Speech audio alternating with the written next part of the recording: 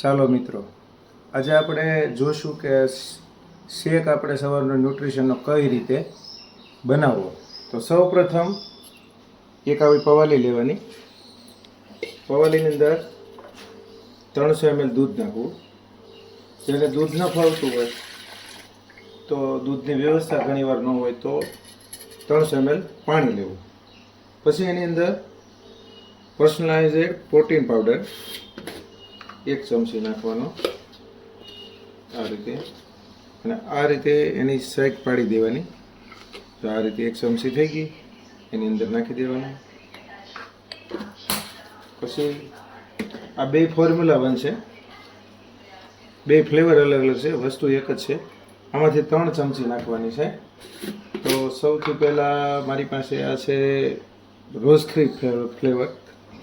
એની અંદરથી આપણે બે ચમચી નાખી આ રીતે.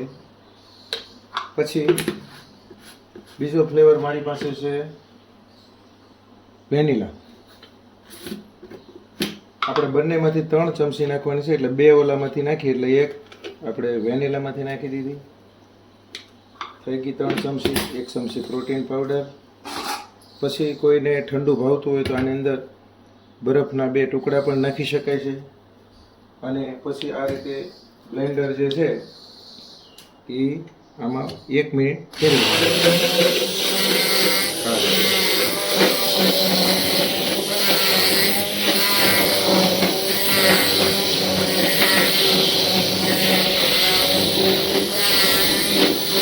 બ્લેન્ડર ફરે એટલે સરસ મજાનો શેક બની જાય છે.